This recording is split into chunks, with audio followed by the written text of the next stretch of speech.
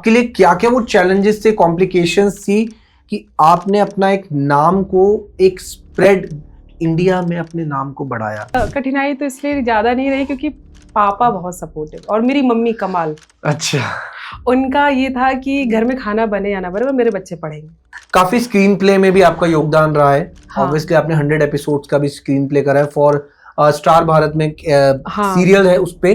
तो थोड़ा सा ये बताएंगे ये जर्नी कहाँ से ऐड हो गई फ्रॉम ऑथर, आप राइटर से कैसे इस जर्नी में फ्रीलांस बहुत काम किया और एड्स के लिए भी बहुत सारा काम किया जी। फिर बुक रीडिंग, कुछ आप मैसेज दीजिए टू यूथ। जरूर पढ़ना चाहिए क्योंकि हम पागल नहीं थे लोग जो पढ़ते थे और आज भी पागल नहीं है लोग जो पढ़ते हैं। चलिए आप बताइए प्रेम क्या है आपकी नजर में? प्रेम पहली बात तो समर्पण मांगता है और प्रेम अगर आपको है तो फिर वहाँ पे किसी चीज़ की कोई ज़रूरत ही नहीं होती। भक्ति काल में ये था जो आप नाम सुनते हैं, अब कबीरदास हो गए, रायदास जी हो गए, जो प्रेम ये लोग करते थे ठाकुर जी से, गुरुदेव ने वो प्रेम करना हमें सिखाया है। उन्होंने बताया कि इस दुनिया में ना कोई तेरा बाप है, ना कोई भाई है, ना कोई बहन, कोई सिर्फ जो है वो सिर्फ ठाकुर जी हैं और अंत में वही तुम्हारी मदद करते हैं और उनको पाना सबसे आसान है। वो जो आसान शब्द है ना ठाकुर जी और उनके बीच का जो शब्द दिया है गुरुदेव ने, जो हमें पता है बहुत दूरी है, अरे परमात्मा को ऐसे पाना है, गुरुदेव ने कहा नहीं, परमात्मा ऐसे मिल जाते, नाम तो लो। सो क्या है फटी कॉलर? पहले आपसे मैं जानना चाहूंगा। फटी कॉलर जो किताब है उसकी एक कहानी है, इसका टाइटल है वो फटी कॉलर। और फटी कॉलर का मतलब ये है कि जब आप पे बहुत ज़्यादा रिस्पॉन्सिबिलिटी होती है तो आप अपने पे उतना ध्यान नहीं दे पाते हैं। एक और किताब आपकी है, हाँ, चांद की तपन। देखिए नाम ही इतना सुंदर है कि क्या है इसके पीछे रियलिटी, क्या वो इंस्पिरेशन है, किसकी कहानी है, थोड़ा आप बताएंगे? चांद की तपन उपन्यास बेसिकली उसका टाइटल रखने का भी एक ये था कि हम चांद को कितने उससे देखते हैं, नहीं बड़े प्यार से। कभी चांद मामा हो जाता है, कभी प्यार हो जाता है, कभी सब कुछ हो जाता है। चांद को तो कंपेयर भी कर लेते हैं अपने प्यार से। हाँ वही तो कह रहे हैं, चांद से भी कुछ सुंदर होता हो तुम, और चांद सा चेहरा तेरा। चांदनी रात और ये। हाँ, लेकिन लेकिन वो चांदनी रात बड़ी वो रहती ना कि हम और तुम बैठे हैं प्रेम कर रहे हैं, लेकिन वही चांद अगर तपने लगे तो फिर वही आपका प्यार अगर आपको इतना कष्ट पहुंचा दे, इतना दे दे कि ऐसा लगे कि तुम भाड़ में जाओ।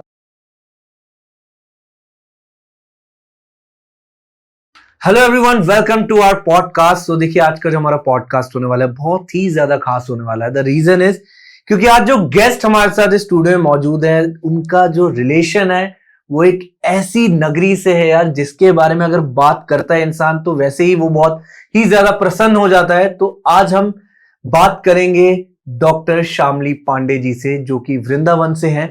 और आज का जो हमारा पॉडकास्ट का जो टॉपिक रहने वाला है, आज हम जानेंगे उनकी जर्नी के बारे में।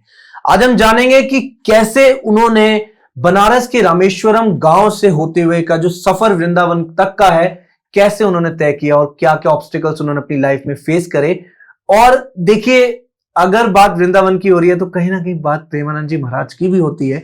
तो आज कुछ वार्तालाप उनके बारे में भी करेंगे एंड कोशिश करेंगे कि ये पॉडकास्ट आपको एक ऐसा मैसेज दे कि जिससे एक स्पिरिचुअली आपको अच्छा लगे और डेफिनेटली आप लोग मोटिवेट हो, क्योंकि हम कोशिश ये करते हैं कि जो भी हमारे गेस्ट हो उनकी जर्नी जब हम आपसे शेयर करें एक ऐसा मैसेज आप तक जाए कि जिससे आपकी लाइफ में एक पॉजिटिव इंपैक्ट आपको देखने को मिले। और देखिए डॉक्टर शामली पांडे जी के बारे में आपको कुछ बताना चाहूंगा। She is a author from the last 14 years. उन्होंने काफी स्क्रीन प्ले में भी अपना कंट्रीब्यूशन दिया है। काफी बड़े बड़े कह लीजिए बॉलीवुड के नाम हैं जिनके साथ उन्होंने काम करा है और उनके बारे में भी जानेंगे खुद शामली जी से ही। एंड देखिए उनकी अगर तारीफें अगर हम करने लग जाएं तो शायद इंट्रोडक्शन ही काफी देर खिंच जाएगा। तो बिना किसी देरी के इस पॉडकास्ट को स्टार्ट करते हैं। राधे राधे शामली जी, कैसे हैं आप? बहुत अच्छे, थैंक यू बुलाने के लिए, बहुत बहुत धन्यवाद। थैंक यू सो मच आने के लिए, क्योंकि वक्त निकाल के एक्चुअली हम पॉडकास्ट काफी देर से प्लान कर रहे थे। हाँ। लेकिन आज फाइनली राधा रानी की कृपा से we are talking with each other. So देखिए शामली जी, जैसा कि मैंने अभी इंट्रोडक्शन बताया कि हमारा जो टॉपिक होने वाला है ऑब्वियसली आपकी लाइफ के बारे में जानेंगे। तो मैं आपसे शुरुआत ही मैं पहले इस चीज से करता हूं कि कुछ अपने बारे में बताइए पहले, तो अपने हिसाब से जो आपको ठीक लगे। अपने बारे में क्या बताऊं, मेरा नाम शामली पांडे है और मैं रामेश्वर, बनारस के रामेश्वर गांव से बिलोंग करती हूँ। एक बहुत छोटा सा गांव है रामेश्वर। और मैं मुझे लेके 4 बहन और भाई हैं। मेरे पापा लॉयर और मम्मी हाउसवाइफ।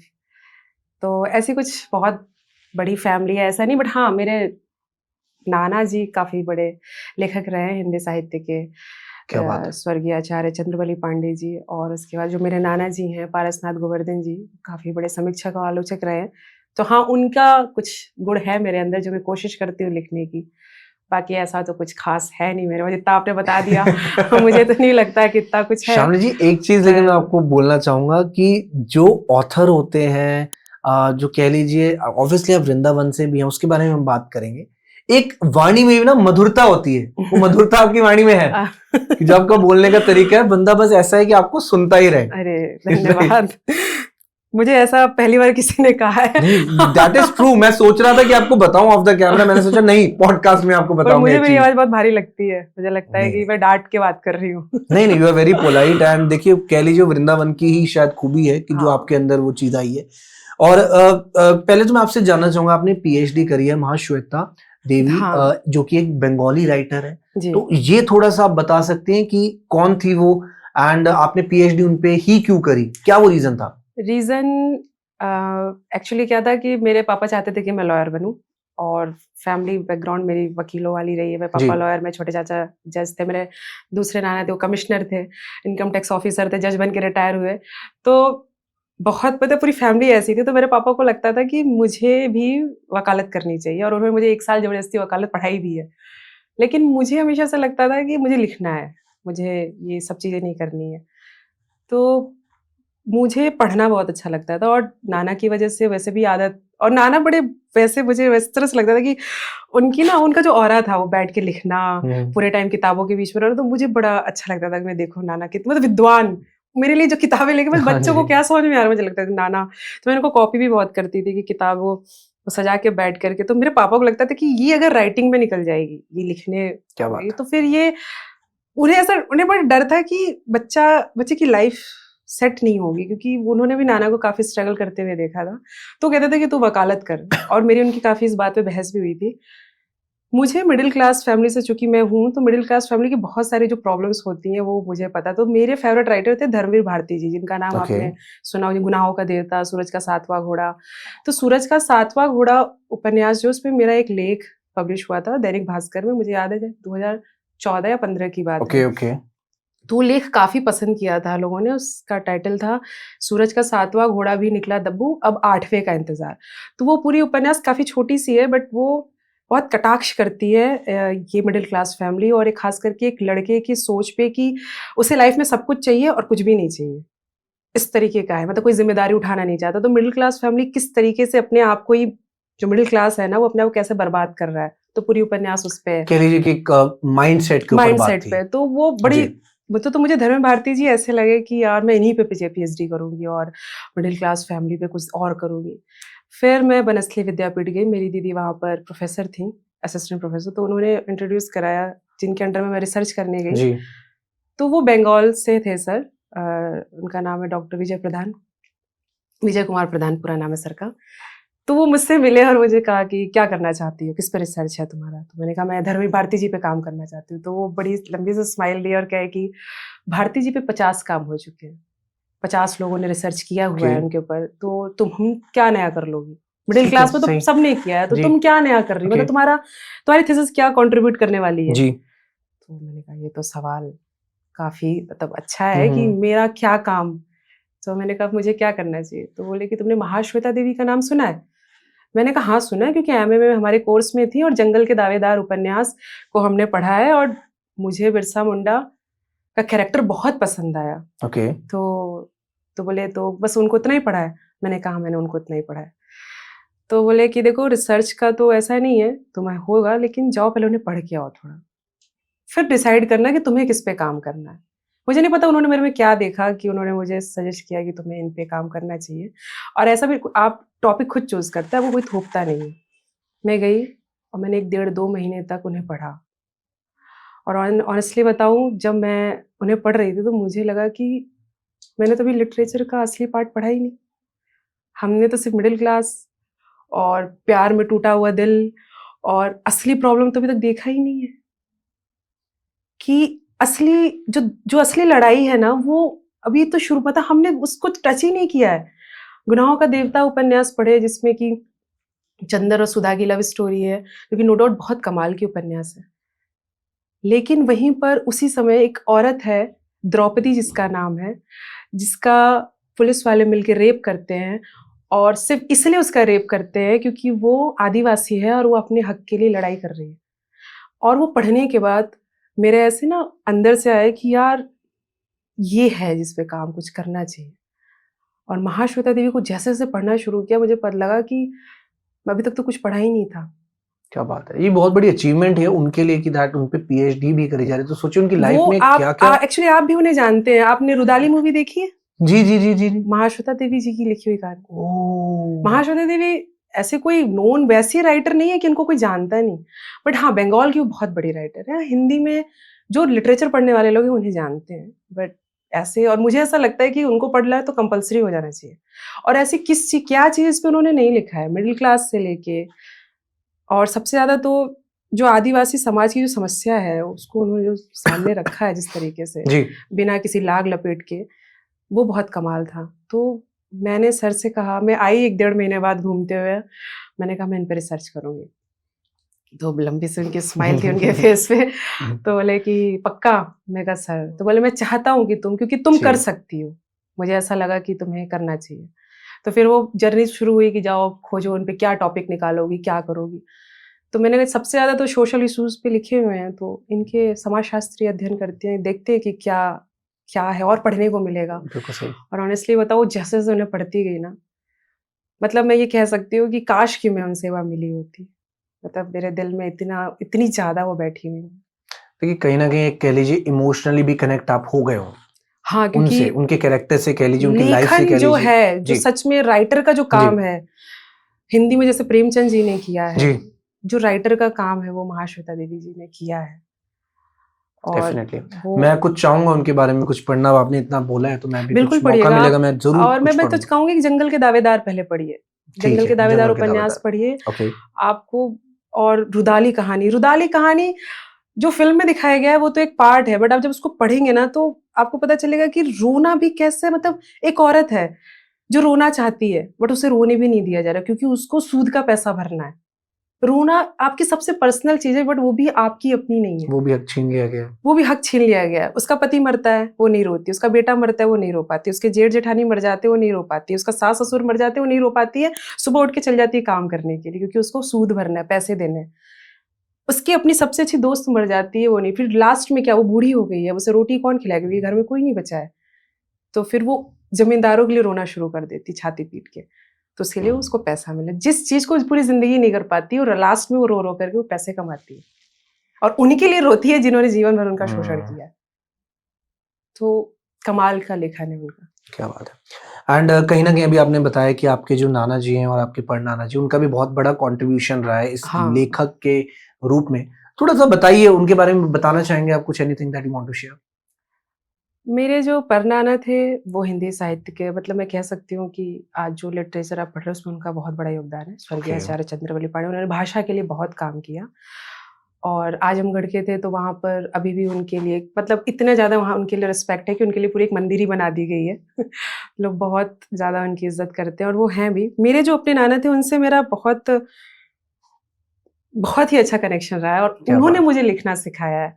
और लिखना क्या सिखाया है कि मैं उनको देख देख के बड़ा लगता था कि नाना ऐसे, और ये बड़ा अच्छा लगता है, नाना को लोग बुलाते हैं, और घंटों बहस करती थी, जबकि मैं गलत बातें करती थी उनसे, क्योंकि हिंदी लिटरेचर तो उनको मुझसे ज्यादा ही पता होगा। Obviously। और मैं उनसे लड़ती थी, आपको कुछ नहीं पता। मैं कुछ 2-4 शब्द पढ़ के चली जाती थी, मैं कहा, आपको पता है इसके बारे में? तो वो स्माइल करते थे, नहीं नहीं मुझे तो नहीं पता। मैं कहा, फिर क्या लेखक हैं आप? अरे माय गॉड। इतनी आपको बड़ी। कुछ नहीं पता, मैं बताती हूँ ठीक आपको। है ठीक है। एंड वो इतने इतने खुश होते थे। फिर एक बार वो आए मेरे पास, तो ऐसे ही उन्होंने मुझसे कहा कि मुझे ऐसा लगता है कि तुम लिखोगी।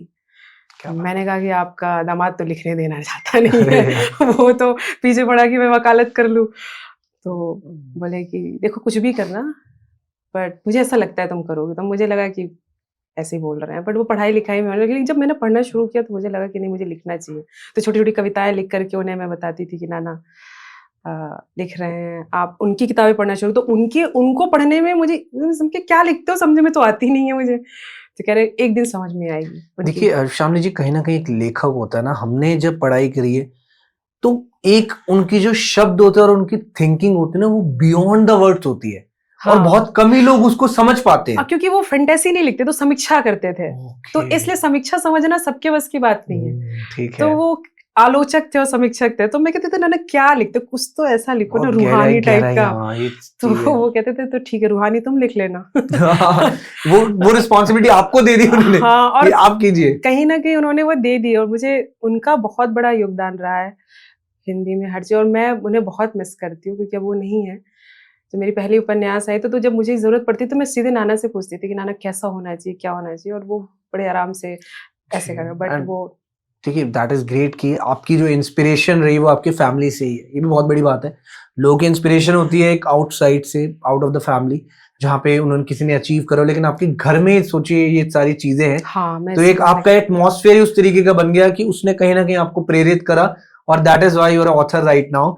हाँ, मैं अपने आप को कहने में भी मुझे थोड़ा वो लगता है। But see one thing audience में आपको बताना चाहूंगा कि श्यामली जी ने 2 किताबें भी लिखी, हम उनपे भी बात करेंगे, और 2 लिखी है और लिखने पब्लिश होने वाली और हाँ, एक तीसरी काम चल रही है, तो शायद अगले साल तक वो। सो आप ऑथर नहीं कहेंगे तो आपको क्या कहेंगे? मैं चाहती हूँ कि बस। एंड काफी अच्छा रिस्पॉन्स है उसका। दैट बुक का जो भी डिस्क्रिप्शन है मेंशन जरूर करेंगे हम in the description box. But उससे पहले आपकी लाइफ के बारे में और मैं जानना चाहूंगा। बनारस के रामेश्वरम गांव से, देखिए अगर हम उस गांव की बात करें, देखिए that is not that much developed. हाँ, तो एक एज अ फीमेल आपके लिए क्या क्या वो चैलेंजेस थे, कॉम्प्लिकेशंस थी कि आपने अपना एक नाम को एक स्प्रेड इंडिया में अपने नाम को बढ़ाया? क्या वो कठिनाइयां रही आपके लिए? सबसे ज्यादा कठिनाई तो इसलिए ज्यादा नहीं रही क्योंकि पापा बहुत सपोर्टिव, और मेरी मम्मी कमाल। अच्छा।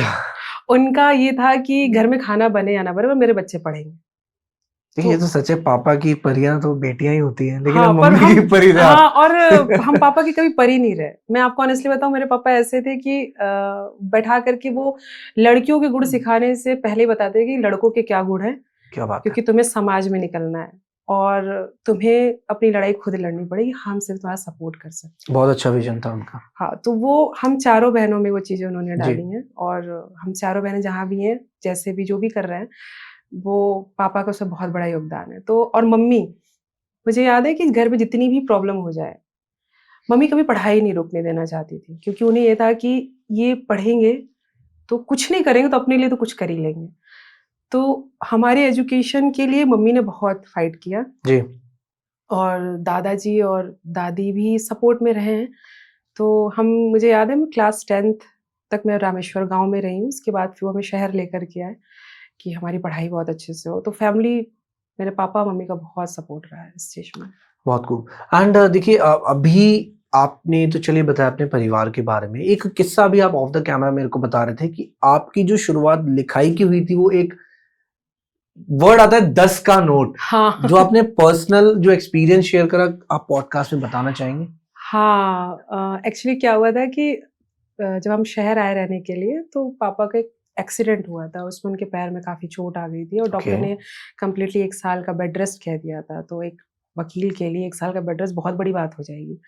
और मेरे दादाजी काफ़ी अच्छी, मतलब हमारी फैमिली काफ़ी अच्छी रही है। मेरे चाचा जी भी काफ़ी स्ट्रांगली हैं फाइनेंशियली, बट पेरेंट्स का जो होता है वही बच्चों का होता है। सही। और वो सपोर्ट तो करते थे, लेकिन हम 5 भाई बहन, सबका खर्चा और सब कुछ हो, तो वो कहीं ना कहीं पापा को लगता था कि वो उस तरह से कर नहीं पा रहे। मेरी तबीयत खराब हुई थी और मुझे याद है कि मम्मी ने पापा से कहा था कि श्यामली की ना तबीयत खराब हो गई है, उसे दवा दिलाने जाना पड़ेगा। तो पापा ने जेब में ऐसे हाथ डाला तो उनके हाथ में 10 की नोट थी, एंड मैंने उनके चेहरे को देखा था, एंड बहुत ज़्यादा वो होता है ना लो फील करना कि, बट फिर वो वहाँ से चले गए। एंड वो चीज़ मुझे बड़ी बुरी लगी कि यार मेरे पापा काफ़ी ज़्यादा परेशान है, मुझे ऐसा लगता है। तो वो स्टोरी मैंने लिखी थी, तो मैंने तो ऐसे ही लिखी थी, और उस समय झंकार करके, ये दैनिक जागरण का ना, हाँ झंकार, तो उसमें आपको अपनी कहानियां भेजनी होती थी। तो मैंने तो ऐसे मजे मजे में भेज दिया था कि मैं क्या पता संपादक लोग तो ऐसे भी पता नहीं पसंद करेंगे कि नहीं, लेकिन मैंने तो भेजे महीने हो गए थे और उन्होंने उसको छाप दिया। और मुझे कोई तीसरा आकर के बताया कि आपकी तो कहानी छपी हुई है। पापा को बताया, पापा, और मुझे ऐसा था कि पापा ये ना कहे कि देखो ये मेरी कहानी लिख दी इसमें, और क्या बता रहे हैं देखो। एंड पर मुझे पता कि आज तो लगने वाली है, आज तो क्लास लगेगी कायदे से। मैंने कहा पापा ऐसा तो, बट वो आया, उन्होंने मुझे गले लगाया और बोला बड़ी कि बहुत ही इमोशनल स्टोरी है। उन्हें ये लगा हम्म। कि तुमने इतने इमोशनली मुझे देखा उस एंड समय। शामली जी कब की बात है? मुझे याद है 2013-14 की बात आज होगी। से 12-13 साल हाँ, पहले की 13 बात है। साल पहले की बात है।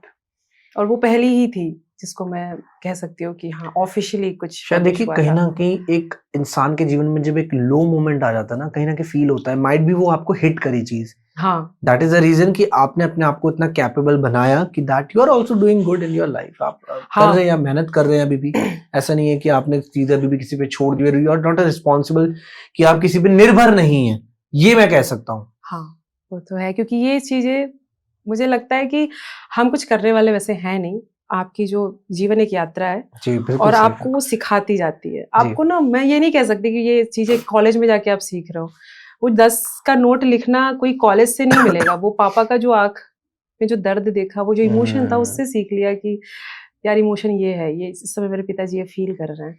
और जर्नी ऐसी रही है कि क्लास 10th के बाद से मैंने जॉब की है। मैंने अपने छोटे भाई-बहनों का खर्चा भी उठाया है। And Shamli ji that is very necessary. मेरे को लगता है हर एक हाँ, इंसान क्योंकि को ये वो फेस करना चाहिए। मुझे ऐसा लगता है कि लेखक बनने के लिए जब तक आपको नहीं पता होगा कि क्या दर्द है, आप हम्म, कैसे पता करोगे कि दर्द है, मतलब कैसे लिख सकते हो? एसी के कमरे में बैठ कर के लिखने को लेखन नहीं कहते हैं। मैं भी फैंटेसी कितना लिखूँगी? क्या बात है, बहुत ही बेहतरीन लाइन।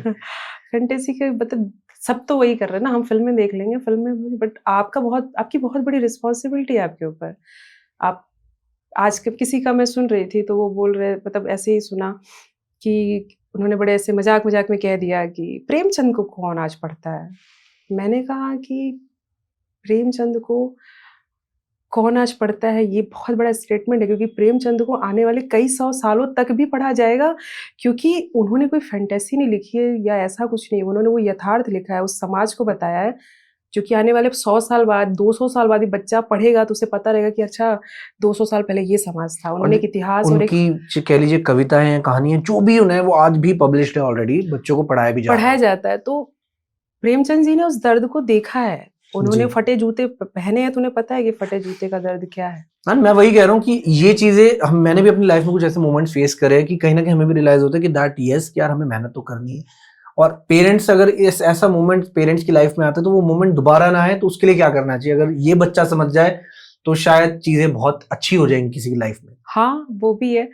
और ये चीज़ उस समय समझ में आई, तो मैंने जॉब शुरू इसीलिए की थी। पापा इसके बिल्कुल खिलाफ थे, बट मुझे ये था कि नहीं, मुझे जॉब करनी बट है। स्टिल यार आपके लाइक फैमिली में जो पेरेंट आपके फादर हैं, 5-5 बच्चों को he is handling, that is also very great thing. पापा मेरे बहुत कूल, बहुत बड़ी बात है बहुत ये। कूल। और जो स्पिरिचुअल आप कह रहे हैं ना, जी ये सिर्फ़ पापा से मिली है, पापा और अच्छा, जो मम्मी से मिला। स्पिरिचुअल आपको हाँ, एस्पेक्ट वो वो आपके पापा और मम्मी फादर से, से आपको मिला है। और ओह मेरी माय मम्मी गॉड से। मुझे दैट्स याद है, ग्रेट। मम्मी पूरे दिन काम करने के बाद जब सोने जाती थी, तो उनका डेली का नियम था आधा घंटा बैठ के वो सीताराम सीताराम कॉपी पे लिखती थी, क्योंकि उन्हें पूरा दिन टाइम नहीं मिलता था। तो लालटेन जला के जब हम सब सो जाते थे, तो मैंने एक बार पूछा कि आप रात में क्यों करती हैं? तो बोले मुझे दिन भर मेरे पे बहुत ज़िम्मेदारी रहती है, तो ये नियम है मेरा, तो मुझे ये रात में कंप्लीट करना है। तो वो जो डेडिकेशन है ठाकुर जी को लेकर के या अपने काम को लेकर के, वो पेरेंट्स में देखा है। मतलब मुझे आज भी याद है, अभी भी मेरे पिताजी भले रात के 2 बज जाएँ, बट उनके गुरु ने जो उन्हें कहा है कि इतनी माला करनी है, तो उतनी माला करके, उतना नाम जप करके ही सोएँगे।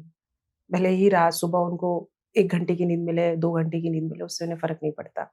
तो वो जो डेडिकेशन है ना, ये पेरेंट्स से आया है। बहुत बेहतरीन डेडिकेशन है हाँ, सीरियसली। ये चीज़ें पापा से मिली हैं, पापा और मम्मी से।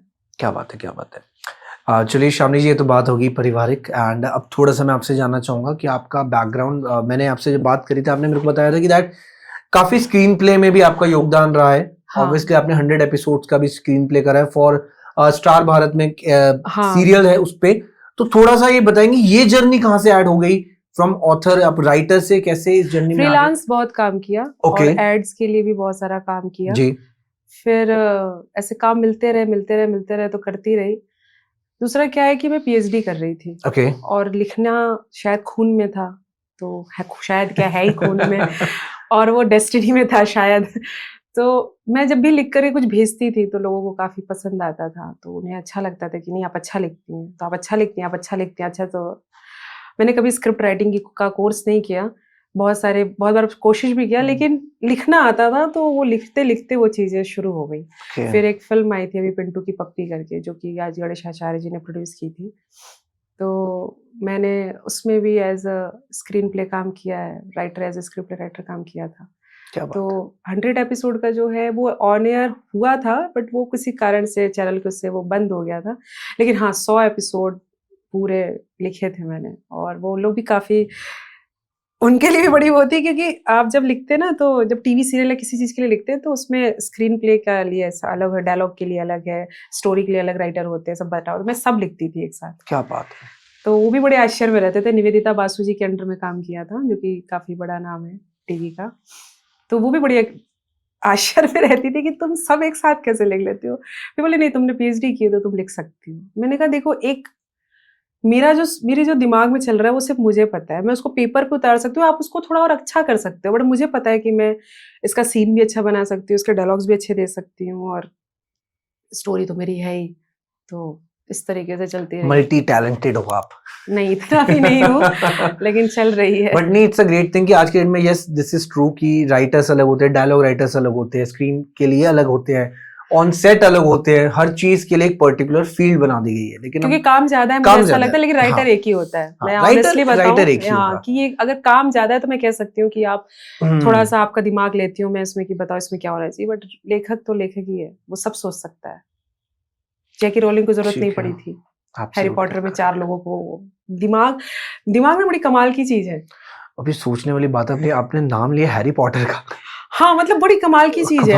कमाल की चीज है। हमारा पूरा बचपन बीता है उसको पूरा बचपन है, आई गेस आज भी मैं उसको देखूंगा ना, मेरे को नहीं लगता कि वो बहुत पुरानी मूवी है। पूरी आप इसी तरह से आपने ना, जब आप हिंदी लिटरेचर पढ़ेंगे तो आप चंद्रकांता पढ़िए जी। आपने शायद देखा होगा बचपन में चंद्रकांता एपिसोड्स आते, सीरियल आप चंद्रकांता की सीरीज पढ़ लीजिए, आपको फिर लगेगा कि क्या है ये, क्या बना क्या है, क्या लिखा है इन्होंने। आपको कभी ऐसा लगता है शामली जी की जैसे चंद्रकांता पे जो मूवी बनी थी, सीरियल बना था कह लीजिए, कोई प्रॉपर मूवी बननी चाहिए कि जो प्रॉपर ग्राफिक्स के साथ हो, जैसे हैरी पॉटर की सीरीज है, बिल्कुल होनी चाहिए, वैसा हमारे बॉलीवुड को कुछ कंट्रीब्यूशन देना चाहिए। बिल्कुल देना चाहिए। मुझे तो ऐसा लगता है बॉलीवुड कुछ बना ही नहीं रहा है, ये सब तो तेलुगु सिनेमा, तेलुगु वाले जाग गए ना, exactly. वो कर रहे हैं, लेकिन वो भी मुझे ऐसा लगता है कि बहुत कुछ है हमारे पास।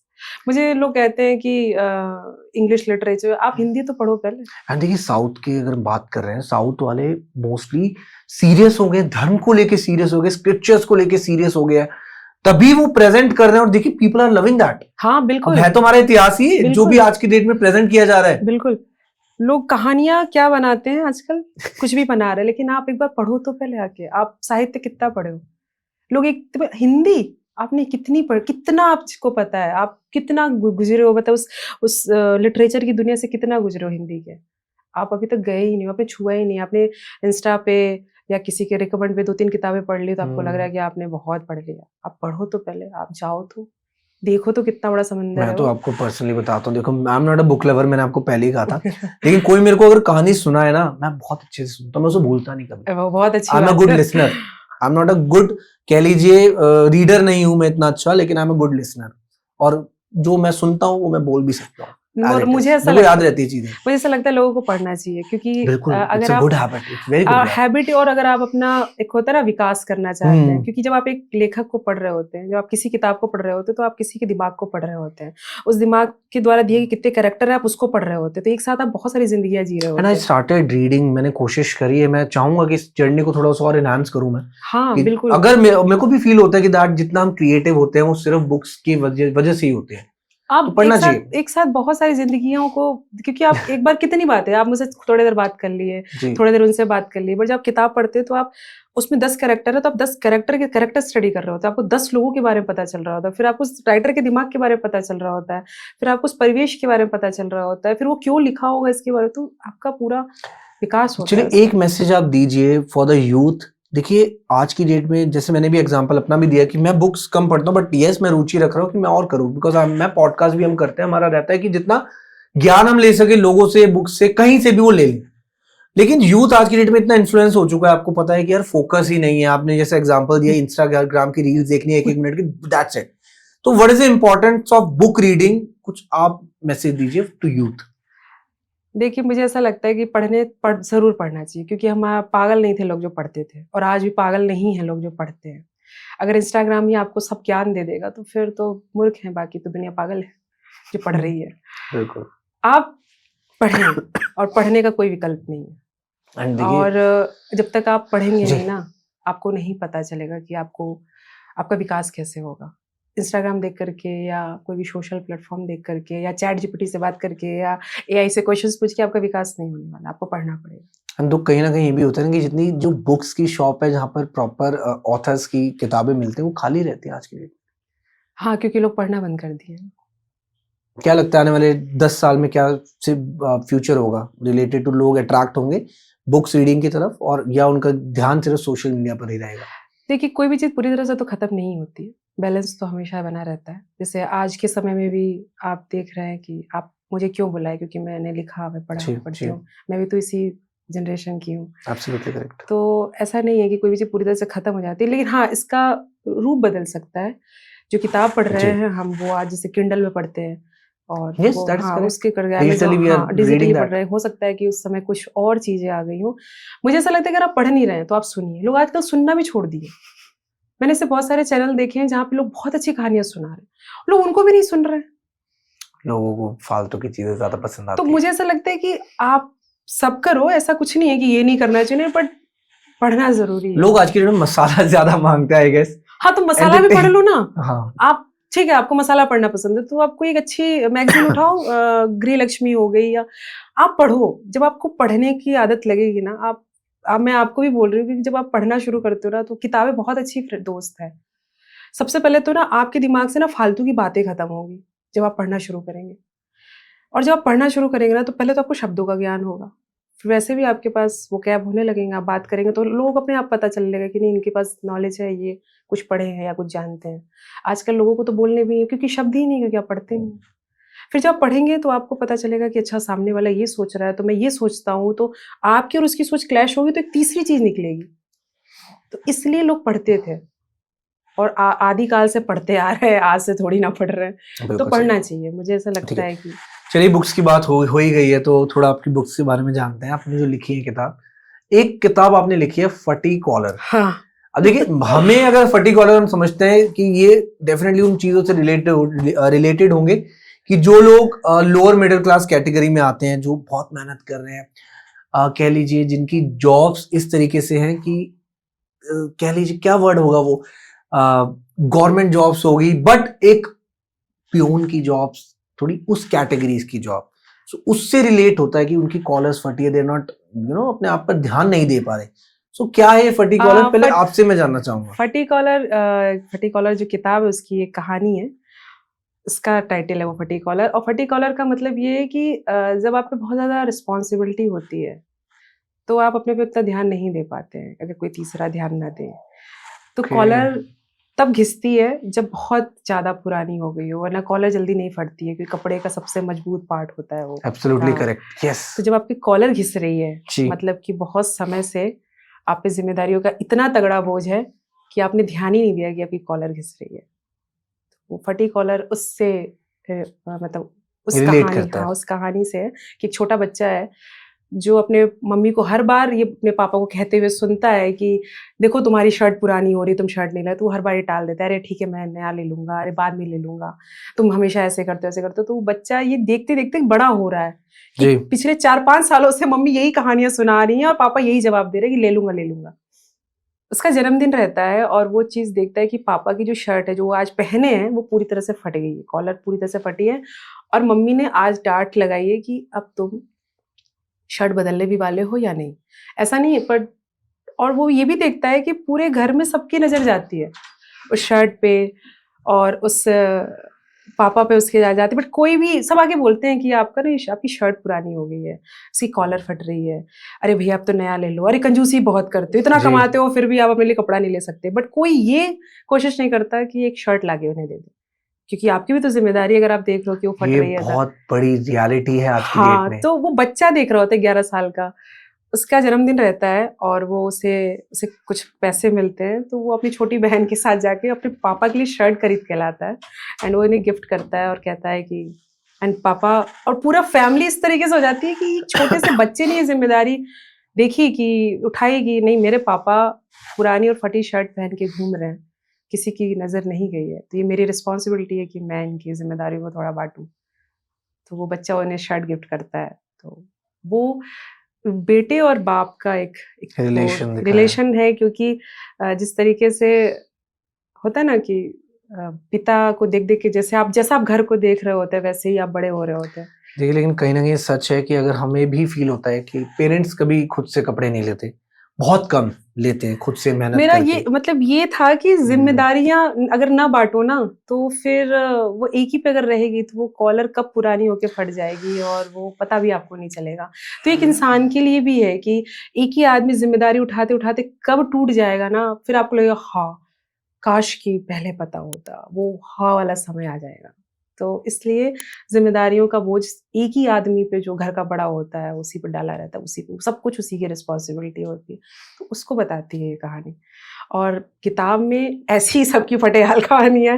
क्या बात है! तो मतलब एक कहानी नहीं, इसमें और भी कहानियां हैं। हाँ, ये 10 कहानियों की कहानी पूरी संग्रह है। किताब जी है हाँ, 10 कहानियों की, जिसमें और कि सारी ही इस ऐसे रिलेशंस को दिखाया गया है सब में, या अलग अलग कैरेक्टर्स है? कैरेक्टर्स सारे अलग-अलग हैं और ये सारे सोशल इश्यूज पे हैं, जैसे कि आज की जो प्रॉब्लम है, जैसे कि आजकल लोग डिप्रेशन को जब तक कि आदमी डिप्रेशन को बड़े लाइट में लेते हैं जी। कि अरे ये तो पागल कह देते हैं कि अरे ये तो पागल है। कोई आपको लगता है कि इसका कुछ कुछ भी ये काम करा, आपके हिसाब से अगर वो ठीक नहीं है, अरे ये तो पागल है। बट आपको नहीं पता उसके पीछे का कारण क्या है। तो उसमें कहानी इमारतों का सच, जिसमें करोड़ों के घर हैं लोगों के पास, मतलब जिन सपनों जो हम सपने देखते हैं कि हाँ ये 10 करोड़ का घर, 20 करोड़, उस करोड़ों के घर में कितना अकेलापन है। पूरा घर मतलब 10-12 करोड़ रुपए बहुत बड़ा अमाउंट है। नॉट अ स्मॉल उतना अमाउंट, यस। बहुत बड़ा घर है, लेकिन उसमें एक औरत है जो कि पूरी तरह से अकेली है। तो करोड़ों के घर में कितना अकेलापन है, तो वो बताती है इमारतों का सच जो कहानी है। एक इसी पे मैं आपको कुछ ऐड करना चाहूंगा कि देयर इज अ सिंगर जो बहुत फेमस है, करण औजला उनका नाम है। He has shared a incident, actually उसके पेरेंट्स बचपन में ही चले गए थे। अच्छा। So he has achieved everything in his life, सब कुछ अचीव करा। आज की डेट में मतलब कुछ भी ले सकता है। वो कहता है मैंने महंगी से महंगी घड़ियां पहन ली, महंगे से महंगे कपड़े पहन लिए, जिस चीज पे हाथ रख दूं मैं टैग नहीं देखता, मेरे पास है, बहुत अच्छा मैंने अर्न कर लिया है। कह रहा लेकिन जब मैं पिंड गया ना, अपने अपने घर गया, मैंने वहां पे जमीन भी ली, मैंने लोगों के लिए भी जमीन बनाई, मैंने अपने गांव के लिए भी करा, लेकिन जब अपने घर गया ना, चार दीवारी के अंदर, मेरे को समझ नहीं मैं क्या करूंगा, क्योंकि कोई था ही नहीं कि जिसको मैं दिखाऊं कि ये देखो मम्मी, ये देखो पापा, मैंने ये अचीव करा है। तो एक अकेलापन ना किसी को जब फील होता है ना, तो उसको अंदर अंदर खा जाता है। तो वो चीज मेरे को बहुत पेन हुई। हाँ, क्योंकि इमोशन पता है एक्चुअली क्या है, आज के समय ना इमोशंस की वैल्यू नहीं रह गई है। आपको लगता है मेटेरियलिस्टिक चीजों से सब कुछ होता है, बट नहीं होता, नहीं होता। नहीं होता। ये शायद बहुत देर में लोगों को समझ आए काफी, इमोशन मतलब मेरे लिए तो इमोशन बहुत बड़ी चीज और है। जिसको जल्दी समझ आ जाए तो हाँ, तो बस इसलिए जीवन लोग बदल जाएगा उसका। एक समय ऐसा होता है कि हम अपनी फैमिली से अरे अरे फैमिली, बट आपको एक समय बाद पता चलता है कि अरे यार ये बहुत ज्यादा इंपॉर्टेंट थे हमारे लिए, ये इनका That is होना correct. बहुत जरूरी था हमारे लाइफ में। हमें लगता है कि नहीं ये ठीक है, अरे आपका एक दायरा, प्राइवेसी के नाम पे ना लोग इतने अकेले हो चुके हैं ना, उनको पता ही नहीं है। जो कहते हैं ना मुझे प्राइवेसी चाहिए, मेरा अपन, आप अकेले हो रहे हो और कुछ नहीं। आपको क्या लगता है एक दिन आपका फोन बंद हो जाएगा, फिर क्या करोगे? और ये सच है कहीं ना कहीं, आज की डेट में हम सब इतना डिपेंडेंट हो चुके हैं फोन पे कि phone is your second soul. मेरे को तो ये हाँ, लगता मतलब है। मैं इस बार अपने घर पे गई थी तो मैंने देखा कि सब बैठ के, मैं जब सब घर पे बैठे तो ये फोन क्या कर रहे हैं यहाँ पर। आज से 10 साल पहले जब हमारे पास, हम सब भाई बहन में स्मार्टफोन नहीं था, तो भी तो हम साथ में थे। तो हाँ, एब्सोल्युटली हमारे में राइट। फोन है तो क्या मतलब, फैमिली तो फैमिली है ना, तो आप उसमें साथ में तो रहो। इतना क्या अपना, आजकल मैंने सुना भी, मतलब अपने कजिन्स लोगों को देखती हूँ कि अब मेरी अपनी लाइफ है तो पेरेंट्स क्यों नहीं बोलेंगे, पेरेंट्स तुम्हारी लाइफ में। तो मुझे समझ में नहीं आती है चीज़, ये कॉन्सेप्ट ही समझ में नहीं आता कि पेरेंट्स क्यों नहीं बोलेंगे। आपको नहीं पता कि आप जो कह रहे हैं ना कि ये मेरी अपनी प्राइवेट लाइफ है, प्राइवेट नहीं है। आप अपने आप को अकेलेपन के गड्ढे में डाल रहे हो। या तो आप बहुत पढ़ने लिखने वाले हो तो मुझे समझ में आए कि नहीं यार ये दिन भर पढ़ रहा है, तो आप जब किताब के साथ बैठे हो तो जनरली आप एक अलग दुनिया में बैठे हो, एक जगह पे बैठे हो जहाँ पे आपके साथ 10-12 लोग हैं। आप 30 सेकंड के रील में घुसे हुए हो, तो आप 30 सेकंड बाद आपका दिमाग बदल रहा है। आपने देखा एक रील ऊपर गई, आप उससे भी बोर हो रहे हो, तभी आप भगाते जा रहे हो। आप चीजें आपकी तरफ से बहुत तेजी से भाग रही, बट आप ध्यान नहीं दे रहे हो। आपके साइकोलॉजिकली बहुत आप पे इसका असर हो रहा है। Shamli ji, what is family for you? परिवार क्या है आपके लिए? मेरे लिए परिवार सब कुछ है। मेरे 2 छोटे भाई बहन हैं और मुझे ऐसा लगता है कि मैं उनकी माँ हूँ। अच्छा, ठीक है, बहुत सही आंसर। मैं उनकी जी। माँ हूँ और मैं उनकी माँ हूँ, तो और मुझे ऐसा लगता है कि ये मेरी रिस्पॉन्सिबिलिटी है, ये अच्छा कर रहे हैं तो भी मेरी जिम्मेदारी, बुरा कर रहे हैं तो भी मेरी जिम्मेदारी। शायद कभी कभी मैं उनको इरिटेट भी करती रही होंगी। वो कहते तो नहीं है, लेकिन हाँ बस ये है कि फैमिली मेरे लिए सब कुछ है, बहुत इंपॉर्टेंट पार्ट है मेरे लाइफ का, और लोगों क्योंकि को बिना परिवार के आप कुछ नहीं है। बिल्कुल सही। एंड लोगों को क्या बोलना चाहेंगे रिलेटेड टू फैमिली? मुझे बस इतना कहना है कि आपके लाइफ में कोई भी आता है, चाहे वो आपका बॉयफ्रेंड बन के आ रहा हो, चाहे आपकी गर्लफ्रेंड हो रही है, पति बन के आ रहा है, या कोई भी थर्ड पर्सन आता है, या कोई भी दोस्त बन के आ रहा है, आप उस पर इतना इन्वेस्ट करते हो, फिर एक दिन वो आपको छोड़ के चला जाता है, फिर आप रोते हो और फिर भी आप उसी पे इन्वेस्ट कर रहे हो, बट आप अपनी फैमिली पे थोड़ा भी इन्वेस्टमेंट नहीं करते, एकदम नहीं करते। आपको आपके पेरेंट्स से प्राइवेसी चाहिए, आपको आपकी मम्मी से, आप अपनी फैमिली पे इन्वेस्ट भी करना नहीं चाहते। हम एक थर्ड पर्सन पे अपनी पूरी जिंदगी लगा देते हैं, उसे खुश करने में सब कर देंगे, बट हम अपने परिवार के लिए करना नहीं चाहेंगे, और क्योंकि शायद आज भी होता है, ये ये शादी के बहुत बाद भी होता है। हाँ, क्योंकि मुझे ऐसा लगता है कि आप जितनी मेहनत वहां कर रहे हो, उसका अगर थोड़ा भी अपने पेरेंट्स के लिए करोगे या अपनी फैमिली के लिए करोगे, तो वो तो ऐसा हो जाएगा, हाय मैं कितना अच्छा बच्चा है, मैं तो मेरे बच्चा कितना प्यारा है, कितना अच्छा है। तो मुझे ऐसा लगता है अपने परिवार के लिए, सबसे पहले अपने परिवार के लिए होना चाहिए, और चाहे वो लड़का हो या लड़की। परफेक्ट, ठीक है, बहुत ही खूब। हाँ, मतलब परिवार सब कुछ है, क्योंकि अंत में वही काम आते हैं। एक चीज मेरे को बताइए कि इस फटी कॉलर में आपने कहा कि 10 कहानियां हैं, तो इनकी जो इंस्पिरेशन है आपको रियल लाइफ से मिली है कि रियल लाइफ में एक्चुअल में ये क्या सारी घटित हो रहा है? कहानियां रियल है, कोई भी फैंटेसी या कोई भी ऐसी नहीं है कि मैंने अपने दिमाग में, मैंने देखा है जिन्हें अपने आसपास। जैसे उसमें एक कहानी है सौभाग्यवती, तो सौभाग्यवती सबसे आखिरी कहानी है उसकी। ओके। तो एक बर्तन मांजने वाली औरत है, जी। जिसका सपना है कि उसका बेटा एक दिन कमाएगा और वो भी राज करेगी, कि वो भी अपने मालिकों की तरफ बैठ के डबल रोटी बोलते हैं हमारे यहाँ पर ब्रेड को, डबल रोटी और चाय के साथ सुबह सुबह नाश्ता करेगी। मेरी दादी है, वो भी डबल रोटी बोलती थी। हाँ, वो पहले के वक्त ब्रेड को डबल डबल रोटी रोटी बोला बोलते, जाता तो बस उसका इतना सा सपना है कि एक दिन उसका बेटा कमाएगा और है। वो मुझे इस राज चीजों से मैं राज करूँ। राज ये नहीं कि मैं कोई फरारी में मुझे घूमना है, मैं सुबह उठ के चाय के साथ डबल रोटी खाऊंगी मैं, और वो चीज उसकी जिंदगी में होती है। उस औरत का बेटा नौकरी पे जाता है और उसकी जिंदगी में वो चीजें आती हैं, और वो भी डबल रोटी और चाय का नाश्ता करती है जिंदगी में। शादी के इतने सालों, क्योंकि पति उसका निकम्मा रहता है, बड़ा बेटा पागल रहता है, तो उसे अपने छोटे बेटे से सारी उम्मीद रहती है। तो वो बड़ी खुश होती है, अपने लिए नेल पॉलिश खरीद के लाती है, जिंदगी में पहली बार वो हाथों पे नेल पॉलिश लगाती है, बालों को संवारती है, और अपने आप को शीशे में खड़े होकर देखती है और कहती है कि शर्मा जाती है खुद से ही, कहती है मैं इतनी भी बूढ़ी नहीं, मतलब वो मेरे गाँव उसके बनारसी लैंग्वेज में लिखी हुई भोजपुरी में, तो वो कहती कि मैं इतनी भी बूढ़ी नहीं हूँ, अगर थोड़ा सा अपना ध्यान रखूंगी तो सुंदर दिखूंगी। तो एक औरत जो कि सुंदर, हर औरत सुंदर दिखना चाहती है, और ये कोई बुरी बात नहीं, हमें भगवान ने ही दिया है। सेल्फ लव है, जो अच्छी हाँ, बात है। तो वो उसकी वो खुशी रहती है, और वो बड़ी खुश होती है कि मेरा बेटा कमा रहा है, तो सबको बता के आती है कि अब देखो मेरे ना अच्छे दिन आ गए हैं, तो मैं काम नहीं करूँ, तो सबको लगता है कि यार बुढ़िया पागल हो गई है, अरे कौन किसका इतना दिन वो करता है। तो उसको भी लगता है कि मेरे बेटे की शादी होगी, बहू आएगी, और मैं उसको ऐसे करूंगी, वो करूंगी। लेकिन 1 ही 2 साल बाद उसका ये सारा सपना, ये सारा भ्रम टूट जाता है। उसका बेटा जाता है और शहर की हवा लगता है, और वो बदल जाता है, और लास्ट में वो वापस से गरीब हो जाती है, और वो बर्तन मांजना वापस से शुरू कर देती है। जहां से शुरुआत हुई वो वहीं पे वापस तो उसका आ गई। पति बोलता है कि गरीबों को अपने भाग्य पे इतराना नहीं चाहिए, कभी भी बदल जाता है। उसका पति जब वो सब खुश होती है, अपना घर वर सजाती है, तो हमेशा कहता है ज्यादा इतरा मत, गरीबन के अपने भाग्य पे भरोसा नहीं करल के चाहिए, ज्यादा इतरा मत, कब वो बदल जाई। तो बोला तू तो जब बोलवा फलतुआ बोलवा, वो तभी अपने भाषा में बोलती है कि जब भी बोलोगे बकवासी बोलोगे, ऐसा थोड़ी ना, मेरा बेटा है, उसने कहा है मैं तेरा ख्याल रखूंगा। लेकिन 2-3 साल बाद उसे रियलिटी पता चलती है कि उसका बेटा भी बदल गया।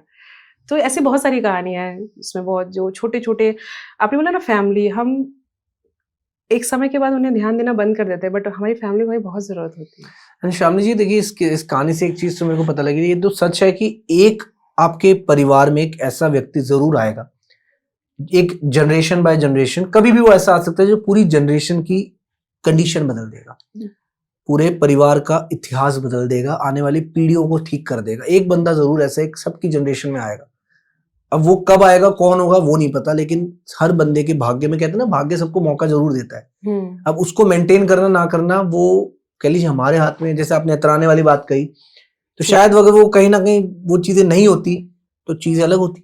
हाँ, बट देखिए रियलिटी तो यही है कि ऐसा ही होता है। ये बॉलीवुड की ह्यूमन नेचर है, बॉलीवुड की फिल्म सच नहीं है कि बड़ी अच्छे से हाँ। खत्म हो जाएगी, वैसा नहीं है। रियलिटी यही है, और 90% रियलिटी। क्या लगता है कि कहते हैं कि अंत भला तो सब भला, हैप्पी एंडिंग, हैप्पी आपके हिसाब से क्या होती है हैप्पी एंडिंग? हैप्पी एंडिंग जैसी कोई चीज नहीं है। आपके हिसाब से जो हैप्पी एंडिंग हो सकता है, मेरे हिसाब से खराब हो। Point to be noted, that is correct. जरूरी नहीं है कि, और हैप्पी एंडिंग देखिए सब दिमाग का खेल है। आज पॉडकास्ट मेरा अच्छा हो गया तो हो सकता है कि मेरे हिसाब से पॉडकास्ट अच्छा ना हो, आपके हिसाब से बहुत अच्छा हो। तो ये सब दिमाग का है। कैसा हो रहा है ऐसे पॉडकास्ट? वो मैं एक बात कह रही हूँ। हाँ, Just अंत kidding भला यार। तो, हाँ, ये अंत भला तो सब भला जी। इसलिए बोलते हैं कि चलो सेटिस्फाई है तो ठीक है, ठीक है, इसको जाने दो। और सबकी सेटिस्फेक्शन लेवल अलग होती है यार। हाँ। कोई कुछ करके खुश है, कोई कुछ करके खुश है, दैट इज और करेक्ट। चाह का कोई अंत नहीं है। ठीक है, एक और किताब आपकी है, हाँ, चांद की तपन। देखिए नाम ही इतना सुंदर है कि क्या है इसके पीछे रियलिटी, क्या वो इंस्पिरेशन है, किसकी कहानी है, थोड़ा आप बताएंगी? चांद की तपन उपन्यास बेसिकली उसका टाइटल रखने का भी एक ये था कि हम चांद को कितने उससे देखते हैं, नहीं बड़े प्यार से। कभी चांद मामा हो जाता है, कभी प्यार हो जाता है, कभी सब कुछ हो जाता चांद को तो है। कंपेयर भी कर लेते हैं अपने प्यार से। हाँ, वही तो कह रहे हैं, चांद चांद सब से भी कुछ होता सुंदर है। हो तुम, और चांद सा चेहरा तेरा। चांदनी रात और ये, हाँ, लेकिन चांदनी रात। लेकिन वो चांदनी रात बड़ी वो रहती ना कि हम और तुम बैठे हैं प्रेम कर रहे हैं, लेकिन वही चांद अगर तपने लगे तो फिर वही आपका प्यार अगर आपको इतना कष्ट पहुंचा दे, इतना दे दे कि ऐसा लगे कि तुम भाड़ में जाओ। और सूरज की तपन होती है, लेकिन हाँ। चांद की तपन आपने कहा है। हाँ, तो तुम्हें ऐसा एक समय के बाद लगने लगे कि तो मेरी जिंदगी की सबसे बड़ी गलती हो गई, जो कि आज के समय में प्यार को लोग उन्होंने ऐसा ही बना दिया है। प्रेम बहुत ही कमाल की और बहुत ही बड़ा इमोशन है जिसको लोग समझते ही नहीं है। सच बताऊं तो लोगों को पता ही नहीं है प्यार है क्या। उनको लगता है कि एक लड़का एक लड़की मिले और थोड़ा अच्छा लगा, डेट किए और फिर हमने एक दूसरे को किस कर लिया, ये कर लिया, साथ में रह लिए, कंपैटिबिलिटी और क्या क्या तो शब्द है इनके, सब कुछ परफेक्ट चल रहा है तो हम प्रेम में हैं। ऐसा कुछ नहीं है। चलिए आप बताइए, प्रेम क्या है आपकी नजर में? प्रेम पहली बात तो समर्पण मांगता है, और प्रेम अगर आपको है तो फिर वहां पे किसी चीज की कोई जरूरत ही नहीं होती, सब कुछ पूरा होता है, कंप्लीट। जब आप, इसीलिए कोई कहता है ना कि मैं आपसे प्रेम करता हूँ या तो समझो झूठ है। प्यार कोई नहीं कर सकता किसी से। सिर्फ प्रेम आपको अगर आपके गुरु ने सिखाया है तो आपके परमात्मा से हो सकता है, या प्रेम आपको आपके अपने आप से होता है। बस अपने आप के अलावा दुनिया में कोई आदमी किसी से प्यार नहीं करता। अगर मैं अभी आपसे कहती हूँ मैं आपसे प्रेम करती हूँ तो सबसे बड़ा झूठ है। हाँ, मैं आपसे अपने आप से प्रेम करती हूँ, मुझे आपके साथ बैठना अच्छा लग रहा है, बात करना अच्छा लग रहा है, लेकिन जरा सा भी आपने मेरे मन के खिलाफ काम किया तो कहाँ गया मेरा प्यार? प्रेम है ना यहाँ पर, तो इमोशन है ना। तो प्रेम जो है ना, ये बहुत बड़ी शक्ति है, और जब ये होती है ना तो कहीं कोई कमी नहीं रहती। लेकिन आज के प्यार में कमी इतनी ज्यादा रहती है, तो वो प्यार नहीं है एक्चुअली। तो किताब पूरी उसी पे है कि प्रेम को आप किसी चीज में बांध नहीं सकते हैं। ठीक है, शामनी जी, एक कैरेक्टर आता है अनूप। हाँ, चांद की तपन का कैरेक्टर है। ये मेरे को आप बताइए कि क्या उस कैरेक्टर की खूबियां हैं, और एक इमोशनल पर्सपेक्टिव वहां भी दिखाया गया है, क्या है थोड़ा सा बताएंगे आप? अनूप और सुनंदा दो कैरेक्टर है। Okay. और इसमें दोनों एक दूसरे से प्यार करते हैं। सुनंदा बहुत ज्यादा इमोशनल है और वो, उसके लिए प्यार सब कुछ है। अनूप के लिए कि यार ठीक है, प्यार है, देख लेंगे। सुनंदा के लिए कि सब छोड़ो, प्यार ज्यादा इंपॉर्टेंट है। पहले पति है, पति नहीं है उसका, वो बॉयफ्रेंड है हाँ। एक तरीके से, ठीक है। तो इतना ज्यादा उसका प्यार है जो कि अनूप को लगने लगता है कि ये ओवर हो रहा है, और जबकि वो उसका प्योर है, ऐसा कुछ भी नहीं है कि वो ओवर कर रही है। और अनूप को बहुत कुछ चाहिए होता है लाइफ में, जैसे कि वही हम कह रहे हैं ना, चाह का कोई अंत नहीं है। तो उसे ये भी है, ये भी है, ये भी है, ये भी सब कुछ चाह रहा है, और उसके लिए, लड़की के लिए सिर्फ इतना है कि बस मुझे तुम बस, और कुछ नहीं, वो है नहीं है, देख लेंगे। तो वो बड़े प्यार तो हो गया, मैं तो तुमसे प्रेम हो गया, ये हो गया होगा, ठीक है। बड़ा आसान है कहना कि मैं तुमसे प्रेम करता हूँ या प्रेम करती हूँ, आई लव यू, लेकिन उसको जो जर्नी है ना, उसको निभाना बहुत कठिन है।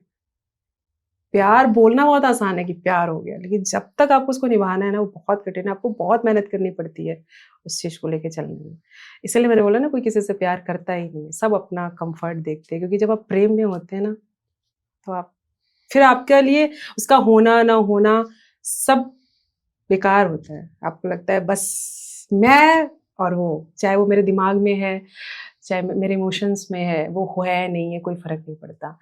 तो अनूप, सुनंदा उसे ऐसा प्यार करती है अनूप को, बट अनूप मेटलिस्टिक ज्यादा है, तो वो सुनंदा के इमोशंस को छोड़ करके अपनी दुनिया में और भाग जाता है उस।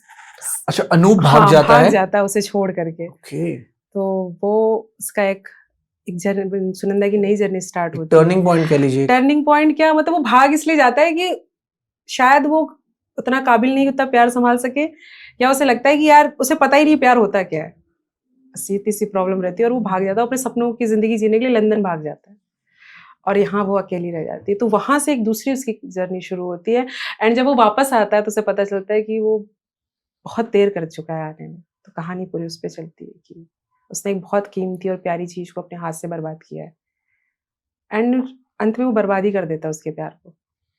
तो प्यार बड़ी प्यारी चीज भी है, बहुत खतरनाक भी है, बर्बाद भी कर देती है। एक मूवी भी आई थी, एक दीवाने की दीवानियत। हाँ, भी सुना। तो उसमें दो तरीके का प्यार दिखाया। अच्छा। एक प्यार की नफरत और एक प्यार की खूबियां, राइट। उस मूवी में एंड में मतलब देखिए, लड़का बहुत प्यार करता है लड़की को, लेकिन उसका प्यार ना, कहते हैं एक लिमिट से जब ज्यादा हो जाता है ना, वो प्यार नहीं, वो दुश्मनी में बदल जाती है चीजें। देखिए, प्रेम जहां पर है वहां पर तो दुश्मनी और ये सब आएगा ही नहीं। मैंने वही बोला ना, पॉजिटिवनेस कह लीजिए। पॉजिटिवनेस है वो। देखिए, प्रेम ना बड़ी अलग और अद्भुत चीज है।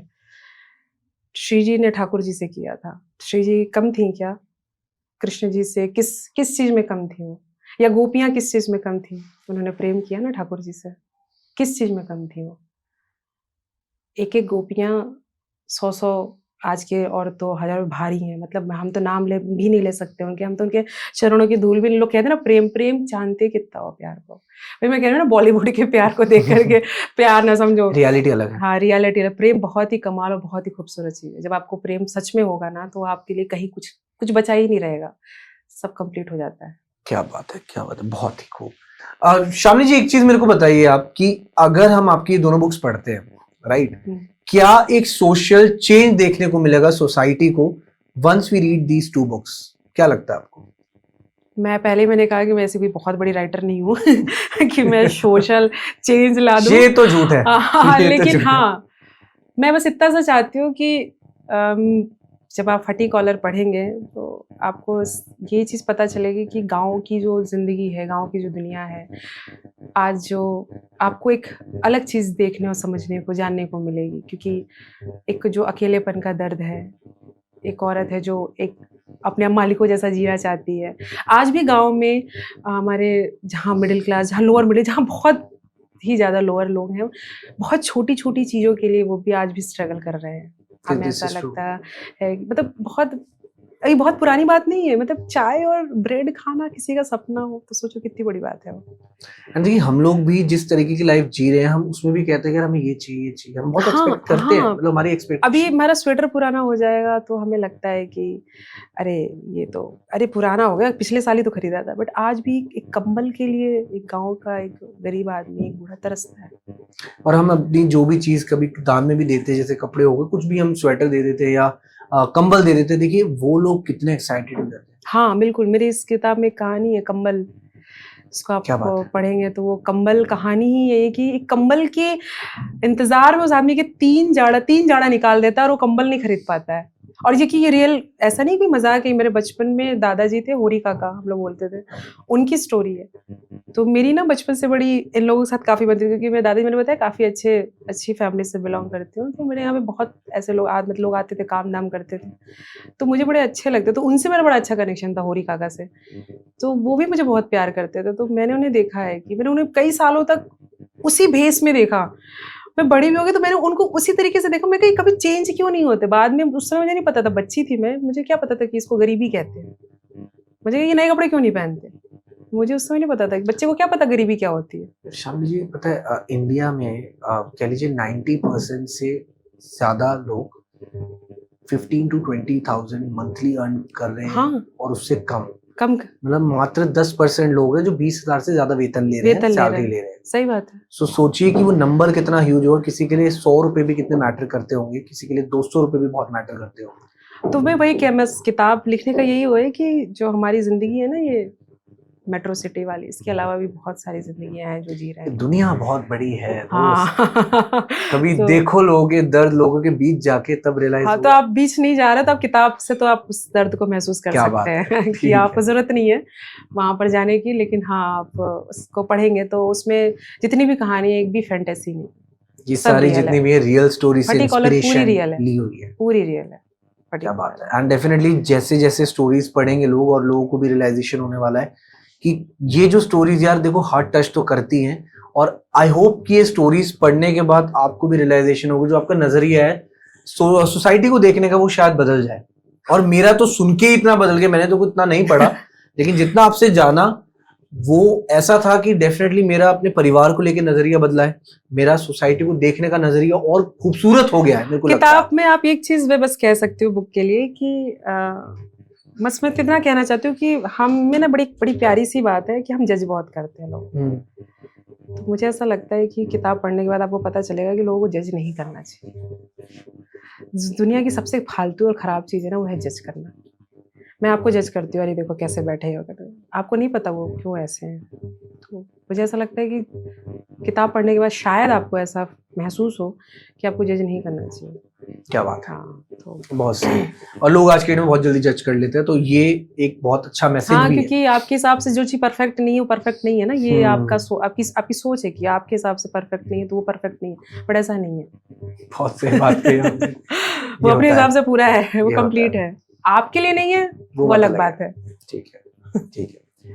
आज शामनी जी ये तो बात हो गई किताबों की। अब देखिए शुरुआत में भी आप मैंने कहा था कि ऑब्वियसली आप जैसे वृंदावन से, आपका घर वृंदावन में है, वृंदावन का नाम आते ही दिल खुश हो जाता है कहीं ना कहीं। अगर समझ आता है तो राधा नाम समझ आता है, समझ आता है कृष्ण नाम समझ आता है, तो वृंदावन आपके लिए क्या है, पहले तो ये मैं जानना चाहूंगा। वृंदावन, मेरे पास शब्द नहीं मैं बता सकूंगी वो मेरे लिए क्या है, क्योंकि अगर मैं उसे किसी चीज़ में बांध दूँ तो फिर ये मेरी मूर्खता है और ये मैं उसकी बेइज्जती कर रही हूँ। वो मेरे लिए सब कुछ है। मैं आज यहाँ हूँ तो वृंदावन की वजह से हूँ। मेरी जिंदगी है, मुझे पूरी दुनिया की सब कुछ एक तरफ मेरे लिए और वृंदावन एक तरफ। क्या बात है। और देखिए आपकी जैसे आपने बताया फैमिली से, तो ये जो एक टच है, प्यार है राधा रानी की और कृष्ण की भगवान की ओर, तो ये फैमिली से ही चलता आ रहा है शुरू से हाँ, ही? एक्चुअली मेरे पैदा होने के पीछे भी एक कहानी है। मेरी Okay. मन्नत मानी गई थी वृंदावन में, मेरी माता जी ने आकर के मन्नत मारी थी कि लड़का हो जाए। तो क्योंकि घर गांव और फैमिली प्रेशर कि लड़का होना चाहिए, 2 लड़कियां पहले ही हो चुकी हैं, तो दादी को था कि अब लड़का हो जाना चाहिए, एक लड़का तो आना चाहिए, घर का चिराग आया है, घर का चिराग लेट आया तो पिताजी और माताजी आए थे, तो वहाँ पे कात्यायनी माता का मंदिर है। जी हाँ, तो वहां पर मन्नत मांगी पापा ने और मम्मी ने कि लड़का हो। तो बट पेरेंट्स को तो अपने हर बच्चे प्यारे होते, तो बट उन्हें लड़की होगी, तो बट मन्नत मांगी थी, तो वहां पर लेकर के गए, मुंडन किया, तो उन्होंने बोला, जो जहाँ के जो पुजारी थे बोले निराश मत हो, तुम्हारे घर में पुत्र तो आएगा बट पहले पुत्री आएगी। तो मम्मी निराश हो गई, तब मैं हुई नहीं थी, तो मम्मी निराश हो गई, तो बोले निराश मत हो बट अभी पुत्री ही आने वाली, क्योंकि भाई वृंदावन वाले तो ऐसे ही चल, मतलब उनकी तो बात ही अलग है। हाँ, सब बता देते हैं। तो मैं वहाँ की मन्नत हूँ, तो मैं जब मैंने घर में बताया कि मैं वृंदावन में रहना चाहती हूँ, तो मैं पापा बोले मुझे कोई आश्चर्य नहीं है, क्योंकि जो वृंदावन के होते हैं ना, वृंदावन उन्हें अपने आप वापस बुला लेता है। तो तुम्हारी 30-32 साल की जर्नी हमारे साथ थी, अब तुम्हें वृंदावन में ही रहना है और वहीं पे रहोगी तुम। तो घर में किसी ने भी मुझे इस चीज़ के लिए वो भी नहीं किया। तो मुझे बाद में पता चला कि मैं वृंदावन, मतलब मैं कुछ तो हूँ वृंदावन की। हाँ, मैं तो कुछ तो हूँ वृंदावन की कि वापस से, तो मेरे को बड़ा प्राउड भी फील होता है कि यार देखो मैं यहाँ की मन्नत हूँ, मैं ऐसी नहीं आई हूँ मैं प्रकट हुई हूँ ठाकुर जी ने कह लीजिए कुदरती वो चीज जुड़ गई है आपसे, हाँ, जो शायद नहीं बदल सकती और आगे भी ऐसे ही रहने वाला। और अगर वो बदल गई तो फिर शायद शाबली पांडे खत्म, बदलना भी नहीं चाहिए। श्यामली जी एक चीज है, अगर हम वृंदावन का भी नाम लेते, हम बात करते प्रेमानंद जी महाराज की, आपके गुरु हैं, आपने बताया था। थोड़ा सा मैं आपसे जानना चाहूंगा कि प्रेमानंद जी महाराज, क्या वो चीजें हैं जिसकी वजह से प्रेमानंद जी महाराज को आपने अपना गुरु बनाया? सबसे पहले तो जब मैं पहले जब मुंबई में रहती थी तो मैंने गुरुदेव को सुना था और बहुत सारे लाइफ में अप डाउन्स चल रहे थे, तो गुरुदेव को सुनना शुरू किया था। और मैंने नहीं किया था, मेरी छोटी सिस्टर है, उसने बताया था कि उस समय गुरुदेव के लिए एक बड़ी बात फेमस थी कि उनकी दोनों किडनियां नहीं है, तो उन्होंने अपनी किडनी का नाम राधा और श्याम रख दिया है, जो कि बाद में गुरुदेव ने कहा है कि ये मैंने ऐसा नहीं कहा, क्योंकि गुरुदेव कहते हैं कि जो खराब होने वाली चीज पे मैं अपने ठाकुर का नाम क्यों लगाऊंगा, लेकिन लोगों ने ऐसा लगा दिया था। तो मुझे बड़ा वो लगा था कि अरे फिर दोनों किडनी हुए बगैर कैसे, मतलब कैसे, तो मैं जानती नहीं थी गुरुदेव को। तो मेरी बहन ने बताया कि तुम इन्हें सुनो। मैंने सुनना शुरू किया, और वो एक होता है ना कि आप तय है क्या होना है, श्री जी ने पहले ही सब डिसाइड कर रखा है कि क्या होना है। गुरुदेव को सुनना ऐसा हो गया कि जितने घंटे सोती थी उतने घंटे फोन बंद होता, पूरे टाइम सिर्फ गुरुदेव गुरुदेव गुरुदेव। और गुरुदेव को सुन के ऐसा पागलपन चढ़ा कि अब वृंदावन जाना है। मैं आई दर्शन के लिए गुरुदेव के, जैसे ही मैंने पहला पैर केली कुंज में रखा था, इतना बड़ा पत्थर मेरे एड़ी में धंसा और मेरी पूरी एड़ी कट गई और खून ही खून। और मुझे याद भी नहीं कि मुझे चोट लगी है। मुझे इतना एक्साइटमेंट था कि मैं आज गुरुदेव को देखूंगी सामने, मैं उनसे मिलूंगी, कि एकांतिक वार्तालाप में बैठेंगे। और उस दिन वो ऐसे घूंघट लेकर के, तबीयत ज्यादा खराब थी तो सहचरी उस पर बैठे हुए थे, और मैं उनको देख के, और मुझे याद भी नहीं, मैं कुछ याद नहीं, उसमें रोई जा रही थी, उन्हें देख के रोई जा रही थी। और बस ऐसा था कि भगवान को देख लिया हो। और वहां से निकली और 15 से 20 दिन में मैंने डिसाइड कर लिया कि मैं वृंदावन जा रही हूँ। वृंदावन आने के बाद मुझे ऐसा लगा कि घर आ गए, और गुरुदेव को पाने के बाद ऐसा लगा कि बहुत समय से कि जो खोज है वो खत्म हो गई। और गुरुदेव इसलिए भी बहुत ज्यादा मतलब हम लोगों के लिए इतने इंपॉर्टेंट इसलिए क्योंकि उन्होंने भक्ति को बहुत सरल कर दिया है, आडंबर से हर चीज से हटा दिया है। वरना आप किसी मंदिर चले जाओ, आपको 50 तरीके के लोग टोटके बता देंगे, आपको ये बता देंगे इनको पूछ लो उनको पूछ लो। गुरुदेव ने कहा सब बंद करो, नाम ले लो, नाम जप करो। नाम नाम पकड़, और सच में नाम पकड़ लो, आपका काम। और सच में बहुत चमत्कार होता है। मैं तो अपनी लाइफ में डेली कुछ ना कुछ ऐसा देखती हूँ कि यार, और ऐसा भरोसा उन्होंने दिलाया ना भगवान पे, जो कि खो गया था। मैं आपको सच बताऊं, भक्ति काल में ये जो चीज थी, जो हम तो हिंदी पढ़े हैं तो पता है, भक्ति काल में ये था जो जो आप इतने नाम सुनते हैं, अब कबीरदास हो गए, रायदास जी हो गए, जो प्रेम ये लोग करते थे ठाकुर जी से, गुरुदेव ने वो प्रेम करना हमें सिखाया है। उन्होंने बताया कि इस दुनिया में ना कोई तेरा बाप है, ना कोई भाई है, ना कोई बहन, कोई सिर्फ जो है वो सिर्फ ठाकुर जी है, और अंत में वही तुम्हारी मदद करते हैं, और उनको पाना सबसे आसान है। वो जो आसान शब्द है ना ठाकुर जी और उनके बीच का जो शब्द दिया है गुरुदेव ने, जो जो हमें पता है बहुत दूरी है, अरे परमात्मा को ऐसे पाना है, गुरुदेव ने कहा नहीं, परमात्मा ऐसे मिल जाते, नाम तो लो। तो इस वजह से गुरुदेव इतने ज्यादा लोगों में भी पॉपुलर है, और मेरे तो, मैं कहती हूँ मेरे तो बाप है। शामी जी, एक आपने अभी हाथ पे जो पहना हुआ है, हाँ, क्या है? काउंटर है। हाँ, क्योंकि ये हाथ में रहता है तो मुझे ये याद भी रहता है कि नाम लेते रहना है। और अब कितनी बार आप इसको यूज करते हैं? जब मालिका लेके आप हर समय नहीं चल सकते, तो गुरुदेव जी। ने कहा है कि आप काउंटर हाथ में लिए रहे, ताकि आपका नाम चलता रहे। जब आपका नाम चलता रहेगा तो आप वैसे भी फालतू जगहों पे आपका दिमाग नहीं जाएगा, आपको याद है कि आपको नाम लेना है। तो ये उंगली में फंसा ही रहता है, और हर वृंदावन वालों की उंगली में आप एक देखेंगे responsibility भी feel होती है। हमारी रिस्पॉन्सिबिलिटी। बट ये रहेगी कि ठाकुर जी को याद करने में क्यों समय मतलब क्यों बर्बाद करना है? अगर हम कुछ काम भी कर रहे हैं तो हम क्यों समय बर्बाद करें? नाम तो चलते रहना चाहिए ना। अपने ठाकुर जी को याद करने के लिए हमें थोड़ी ना। आपको मैं एक चीज बताता हूँ अपनी पर्सनल लाइफ भी। मैंने भी उनको सुनना शुरू करा था आज से 1.5 या 2 साल पहले। यूट्यूब पे देखता था मैं, धीरे धीरे मैंने जब सुनना शुरू करा, बहुत ही ज्यादा अट्रैक्ट हो गया मैं। और शायद एक वो रीजन था जिसकी वजह से मैंने अपनी लाइफ को नॉन वेज टू वेज में मैंने कन्वर्ट कर लिया। हालांकि हाँ, मैंने जीवन में बहुत नॉन वेज भी कंज्यूम करा होगा, लेकिन कहीं ना कहीं मेरे को फिर बुरा लगने लग गया। हाँ, तो मैंने कहा शुरू में ये गलत है। आई एम नॉट सेइंग कि नॉनवेज खाने वाले गलत है, बट जो मेरे को फील होता है कि वो चीज गलत थी, वो फिर मेरी लाइफ में वो बदल गई। फिर धीरे धीरे जब मैंने सुनना शुरू करा, आज के डेट में कभी ऐसा होता है जब मेरे को नींद नहीं आ रही होती ना, मैं उनका एकांतिक वार्तालाप ऑन करता हूँ और मैं सो हाँ, जाता हूँ। मतलब उनकी जो सारे शब्द, सवालों के जवाब है सारे उनके सवालों के पास। जवाब हैं। और मेरे को कह लीजिए जो गहरी नींद आती है ना, वो मेरे टीवी में चल रहे होते हैं। उनकी आवाज जब कानों में आती है ना, मधुरता जो है, अरे वो मेरे को सुला देती है गुरुदेव जब की मैं आवाज, परेशान होता हूँ बहुत। गुरुदेव की आवाज तो भाई दीवाना कोशिश कर। रहती है कि हर दिन का एकांतिक वार्तालाप देखूं, बट ठीक है, मैं थोड़ा मैं स्टडी तो उस बहुत तरीके का है। बहुत भाग्यवान हूँ कि मैं गुरुदेव को डेली देखती हूँ अपने, और गैलरी है हमारी राधा नाम की। तो और मेरे को खेली कुछ की काफी सेवा मिली। मैं नाम बना के गुरुदेव के लिए लेके गई थी, तो गुरुदेव बड़े प्रेम से नाम देके उन्होंने चुनरी भी दी मुझे। और मैं उनसे थोड़ा सा होता ना बाप बेटी जैसा, मैंने उनसे थोड़ी हट भी किया तो डांटे भी मुझे। मैंने कहा कि मुझे समझ में नहीं आ रहा, क्योंकि मैं राधा रमन जी की बहुत हो रही हूँ, गुरुदेव बल्लभ जी संप्रदाय के हैं। तो मुझे ये था कि गुरुदेव आपका सब कुछ वल्लभ जी हैं और मेरे सब कुछ आप हैं। राधा रमन जी से प्रेम है तो क्या। तो गुरुदेव ने बड़े उससे वो एकांतिक वार्तालाप में समझाया था, वो यूट्यूब पे है भी। बट मुझे बस ये था कि मेरे गुरुदेव मेरी तरफ देखे, बाकी जो बोल रहे हैं वो मैं बाद में देख लूंगी। तो गुरुदेव ने समझाया कि सब कुछ वही है।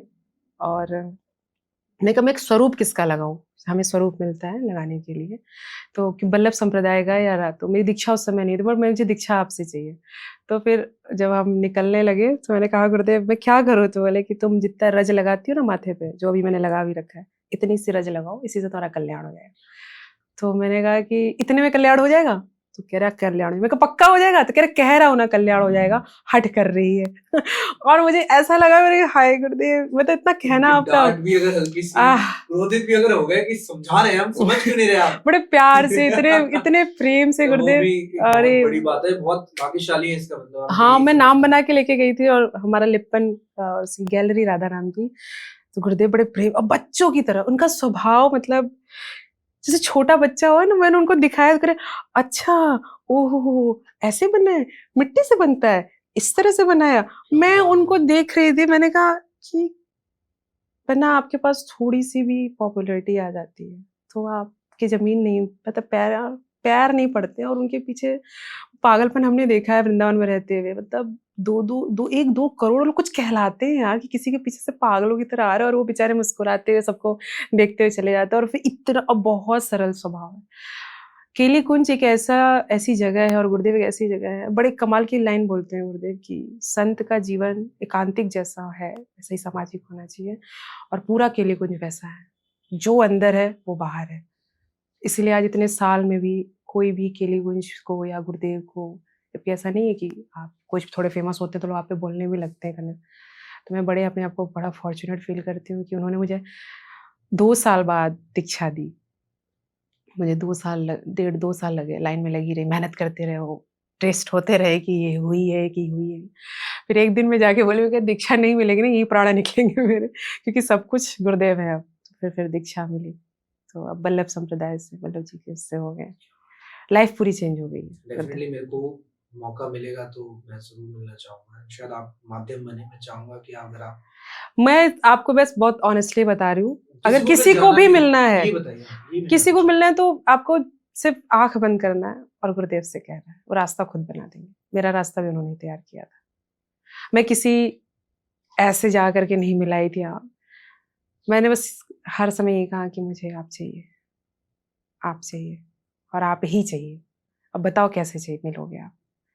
तो वो पूरा रास्ता ऐसा तैयार किए कि ऐसे मिले हैं कि मैं यहाँ हूँ और वो वहां रहते हैं, तो मेरे को जब हो सकता मैं जा सकती हूँ। मैं कहते अरे मेरे गुरुदेव वहां पर है।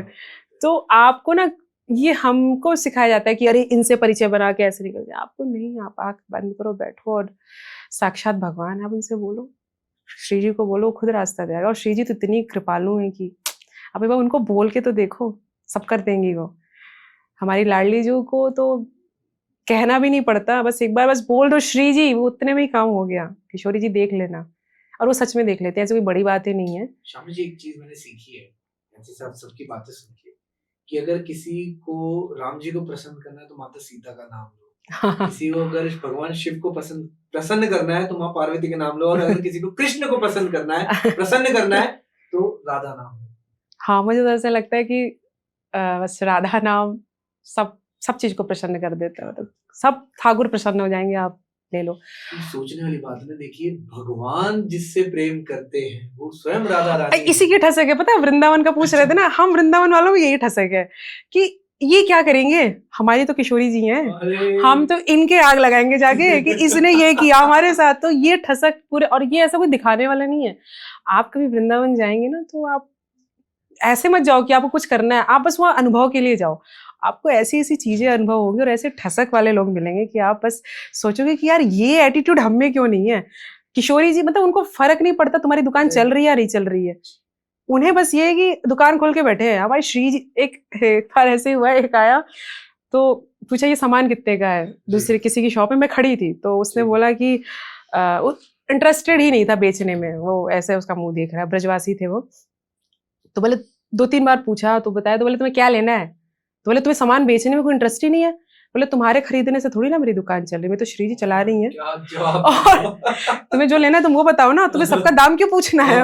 मैं कहा, और मुझे इतना अच्छा लगा, मैं कहा ये होता है आपका प्रेम। जैसे बच्चे को पता है ना माँ दूध पिलाएगी, तो बस पता है। शामी जी, मेरे को भी ऐसा लगता है कि अगर मैंने सोने से पहले और उठते वक्त मैंने राधा नाम ले लिया, मेरे सब कुछ पॉसिबल हो गया, सब अच्छा हो गया, क्योंकि हाँ, विश्वास पता नहीं वो बन गया। मैं महादेव को बहुत बड़ा भक्त हूँ, मेरे को बहुत पसंद है महादेव, लेकिन पता नहीं धीरे धीरे मैं जो महादेव का भक्त है ना वो किशोरी जी का हो जाता है, क्योंकि मैं बनारस से हूँ, और बनारस में सब कुछ बाबा। और बाबा ऐसे नहीं कि बाबा को पूजने की जरूरत है, बाबा मतलब थोड़ा सा जल लेके डाल दिए, बाबा ठीक हो, बाबा के पास डेली जाने की जरूरत नहीं, बाबा मतलब हमारे।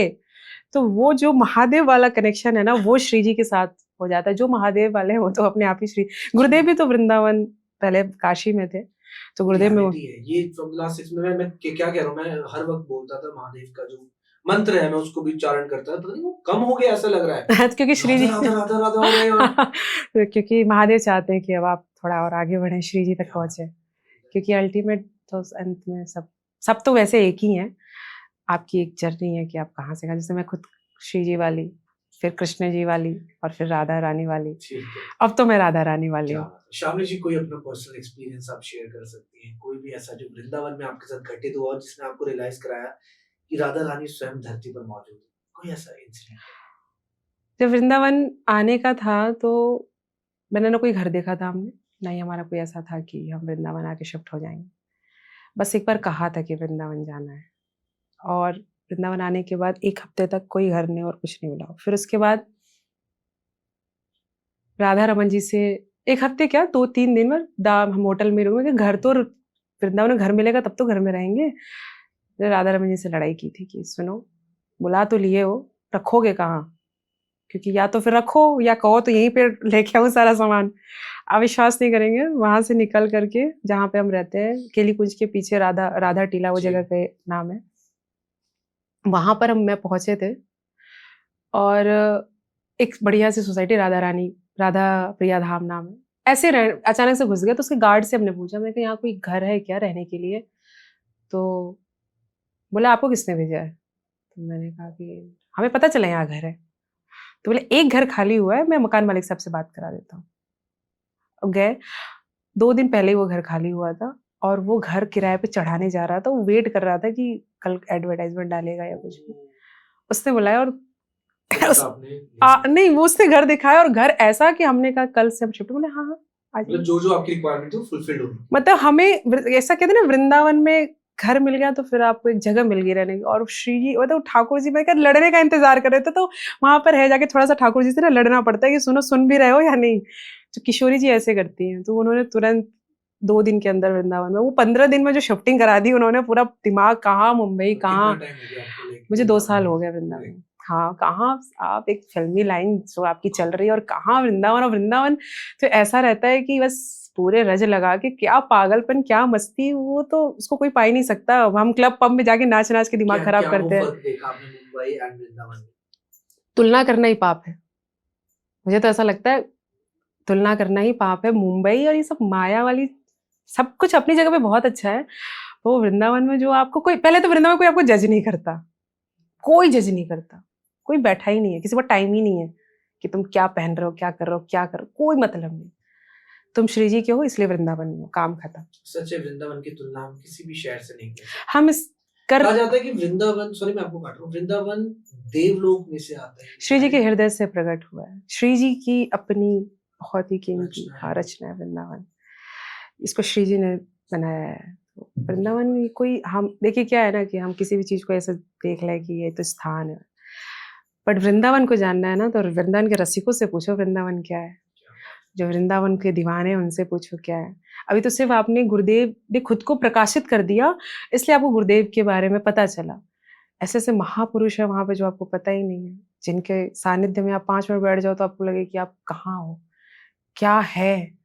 जब आप कभी आपको मौका मिले तो आप तटीय स्थान जाओ, वहां पर पद गाते हुए सुनो लोगों को, आपको लगेगा कि अभी तक की सारी जिंदगी बर्बाद थी। ठाकुर जी के लिए जो दीवानापन और प्यार, लोही में मैंने कहा ना, प्यार को बड़े उससे तौलते हैं, पर प्रेम देखना तो वृंदावन जाओ, आपको दिखेगा कि प्यार क्या है। जो पागलपन है ना प्रेम का, आप नृत्य करते हो, आपको कोई नहीं आगे बोलने वाला तुम नाच क्यों रहे हो, सबको पता है ये ठाकुर जी के लिए नाच रहे हैं, और वो सिर्फ वृंदावन में पॉसिबल है और कहीं नहीं। I guess मेरे को लगता है अगर हम वृंदावन की बात करेंगे पॉडकास्ट क्या जीवन कम पड़ जाएगा। पूरा जीवन कम पड़ जाएगा, और मैं तो कुछ हमेशा ये चाहती हूँ कि वृंदावन बस ऐसी कृपा बनाए रखे। मैं चाहूंगा शामली जी कि हम इस वृंदावन पे भी हम बात करें, बहुत कुछ मेरी औकात नहीं है कि मैं वृंदावन के बारे में बहुत कुछ बता सकूं। आप उसके लिए किसी ऐसे महापुरुष को बुलाएं जो कि, क्योंकि मैं तो अभी खुद 2 साल से हूँ, गुरुदेव की कृपा से जो बहुत पता चल पाया है वृंदावन के बारे में, वो यही है कि बस वृंदावन है, और मैं बहुत खुशनसीब हूँ कि मैं वृंदावन हूँ। बट अगर आपको वृंदावन के बारे में जानना है तो आप किसी ऐसे महापुरुष को, ऐसे किसी योग्य को बुलाएं जो वृंदावन के बारे में आपको समझाएं और बताएं वो असल में है क्या, जो श्री जी का बहुत ही कृपा पात्र हो। हमारी तो अभी मुझे तो लगता है हम लाइन में भी नहीं है अभी, बस वो देख लेती हैं हमें, बस अभी तो हम वहाँ पहुंचे भी नहीं है, हमारा है ही नहीं भजन, हम कैसे बोल रहे कि हम वृंदावन को बता देंगे। बट जितना भी ज्ञान आपको है, शायद 2 साल में अगर इतना कुछ हो गया, तो अगर मैं कंपेयर करूँ आने वाले 5 से 10 साल, बहुत कुछ आपसे सीखने को अरे किशोरी जी की जो कृपा होगी। देखिए पॉडकास्ट बहुत ही बेहतरीन चला, क्योंकि आपने जिस तरीके से अपनी चीजों को समझाया, आपने बहुत ही सुंदर तरीका था। एंड आई गेस ऑडियंस के भी दिमाग में और एक छवि हम छोड़ना जो चाह रहे थे वो छूट चुकी है। और एक कह लीजिए जो प्रेमानंद जी महाराज के प्रति प्रेम है, सिर्फ हमारा नहीं पूरी दुनिया का, जो जो उनको सुनते हैं तो उनको भी मजा आया होगा उनकी बातें सुनकर, और हम और भी बात करेंगे जितनी हमारी शब्दों में हम उतार सके उन चीजों को। हाँ, तो जरूर हम कोशिश करेंगे। एंड बहुत ही अच्छा लगा शामली जी आपसे, मुझे भी बहुत अच्छा लगा आपसे बात करके। Great conversation with you, and मैं चाहूंगा कि आप दोबारा आएं, हाँ बिल्कुल, मिलने आए, आप आते रहे, बस मैं यही चाहूंगा कि कह लीजिए कि एनवायरनमेंट में एक पॉजिटिविटी हमारी बनी रहे। मुझे भी बहुत अच्छा लगा बहुत, क्योंकि आपके जो क्वेश्चंस भी थे वो ऐसे नहीं थे कि बनावटी हो, आपने बड़े दिल से सवाल पूछे। और शायद तो जो क्वेश्चन लिखे थे तो पूछे भी नहीं हमने, जो हम डिस्कस कर आए थे थोड़ा बहुत अच्छा, ऐसा कुछ कर सकते हैं हम, लेकिन ठीक है, बहुत ही सुंदर, बेहतरीन। अब मुझे ऐसा लगता है कि जो चीज दिल से निकली वो काफी है। कितने आप सवालों के कितना जवाब ले लोगे, क्या कर लोगे, क्या बना लोगे, आप जो दिल से आ रहा है वो वही सच्चा है। निकला वो दिल से ही ज्यादा। और हाँ, किशोरी जी ने जो कहलवाना था वो कहलवा दिया, और हम जो थोड़ी बहुत शरणागति की कोशिश कर रहे हैं, जो श्री जी के चरण पकड़ने की कोशिश करते हैं, उनके साथ श्री जी ऐसा ही करती है, दिमाग ब्लॉक कर देती है, फिर वो बताती मैं बता रही हूँ कैसे चल रहा है। तो मुझे सच में कुछ याद नहीं है कि मैंने आपसे क्या क्या बातें की, और मुझे पता है कि हो सकता है मैंने सब अच्छा ही बताया होगा आपको। एंड बाकी ऑडियंस बताएंगे, फीडबैक्स बताएंगे, कमेंट जरूर कीजिएगा अगर आप चाहते हैं ऐसा ही पॉडकास्ट देखना, एक स्पिरिचुअल जर्नी के बारे में जानना, और ऐसे ही गेस्ट को फिर से लेकर आना, शामली जी को लेकर आना, तो कमेंट जरूर कीजिए। एंड देखिए हम लोग बहुत मेहनत करते हैं, खुद भी ऐसे गेस्ट को बुलाने में, उनसे मेहनत करवाना भी बड़ा एक कह लीजिए, उनको लेकर आना भी एक बहुत ही आपस में एक सुंदर चीज है, क्योंकि हम खुद चाहते हैं कि ऐसे पॉडकास्ट हम आप लोगों के सामने प्रस्तुत कर सके। सो मिलते हैं एक ऐसे ही धमाकेदार, एक ऐसी थॉट प्रोवोकिंग टॉपिक के साथ, और एक ऐसे ही अमेजिंग गेस्ट के साथ। This is Shubhi signing off from our podcast. Thank you so much everyone, and Radhe Shyam. Radhe Shyam, Radhe Shyam, धन्यवाद, बहुत बहुत आपका आभार।